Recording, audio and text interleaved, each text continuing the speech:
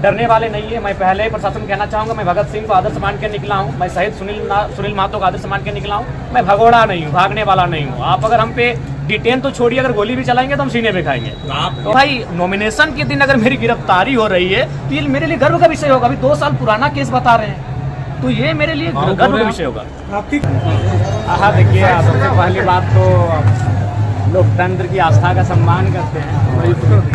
जहाँ तक गिरफ्तारी का सवाल है, इसमें पता नहीं प्रशासन के लोगों ने चीज़ों को क्यों छुपा कर रखा, ये मुझे अभी तक जानकारी नहीं है। क्योंकि मैं मुझे आईडी नीचे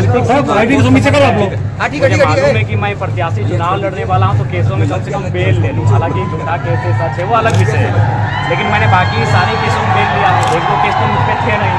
मैं जहाँ जहाँ आंदोलन करने के लिए गया, जहाँ छात्रों की मांग को लेकर बैठा, वहाँ मुझ पर एफआईआर हुए, तो मैंने तमाम केसों पर बेल लिया। लेकिन ना ये केस ऑनलाइन दिखता है, ना इस केस की मुझ तक किसी प्रकार की जानकारी दी गई है। तो ये मेरे हिसाब से कहीं ना कहीं साजिशें हैं और ना ही किया गया। ठीक है, हम लोग प्रशासन और कानून का सम्मान करते हैं, कोई दिक्कत नहीं। और ये तो हमें लगता है कि डिटेन करके हमें और मजबूत बनाएंगे। हमें कोई किसकी साजिश लग रही है? ये जाहिर सी बात है, जो पॉलिटिकल हमारे जो ओपोनेंट में चुनाव लड़ेंगे, उनकी जो पार्टियां हैं, जो सरकार में बैठे लोग हैं, उनकी साजिशें हैं। अगर ऐसी बात होती तो मैंने एक 107 का जो मुझ पर चार्ज लगा था, मैंने उसका बेल लिया, अभी 2 दिन बाद तुरंत ले लिया।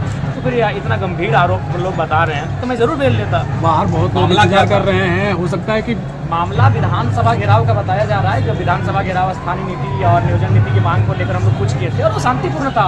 बाकायदा वहाँ के जो डीएसपी थे उन्होंने बयान दिया था कि जरा इनके जो टीम है, इन्होंने जो अपना जगह है उस अनुसार आंदोलन किया है, तो इन पर किसी भी प्रकार का कोई केस मुकदमा तो होगा नहीं। उसके बाद भी अगर ऐसी चीज़ें होती है तो ये कहीं ना कहीं लोकतंत्र में आवाज़ दबाने जैसा हो। तो गिरफ्तारी समर्थकों को क्या कहेंगे? देखिए, समर्थकों को यही कहेंगे कि हड़बड़ाने की आवश्यकता नहीं है। इसी क्षेत्र में कॉमरेड एक राय जेल के अंदर से चुनाव जीते थे, लेकिन हम तो डिटेन किए जा रहे हैं, फिर बेल लेके एक आदमी बाहर आ जाएंगे।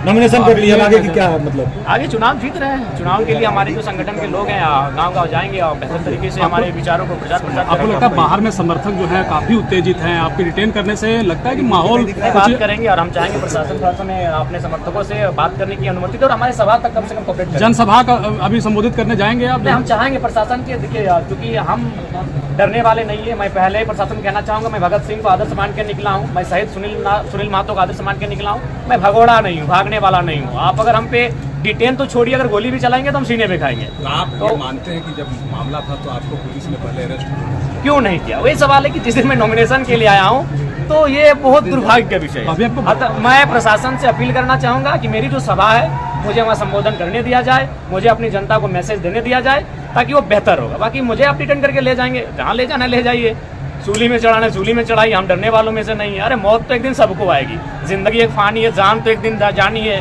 हिम्मत तेरी जवानी है, कर डाल जो दिल में ठानी है। लेकिन लालपुर थाना में कुछ देर के लिए आपको पुलिस जब अरेस्ट की तो पूरे झारखंड में क्या हुआ आज? लेकिन वो तो सबको जानते हैं और हम चाहेंगे प्रशासन को कोऑपरेट किया जाए और परिस्थितियों को देखे, या फिर अगर हमें अवसर दिया जाता है 2-3 दिन बेल अप्लाई के लिए, उसको भी सोचा जाए। हमें आपत्ति नहीं है। बाकी ये डिटेन करे, हमें जो करना है कानून का हम लोग हमेशा पालन किए हैं और हमने हमेशा कहा कि पदाधिकारी। प्रशासन से बातचीत हुई आपकी कि जनसभा तक जाएंगे या सीधा आप डिटेन कर लिए जाएंगे?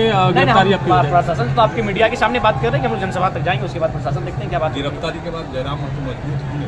बिल्कुल मजबूत होंगे, मानसिक रूप से मजबूत होंगे, शारीरिक रूप से मजबूत होंगे। अरे भाई नॉमिनेशन के दिन अगर मेरी गिरफ्तारी हो रही है तो ये मेरे लिए गर्व का विषय होगा। अभी 2 साल पुराना केस बता रहे हैं तो ये मेरे लिए गर्व का विषय होगा। आपकी गिरफ्तारी से किसको फायदा होगा? हमारी गिरफ्तारी से दोनों को फायदा होगा, क्योंकि दोनों की हालत खराब है।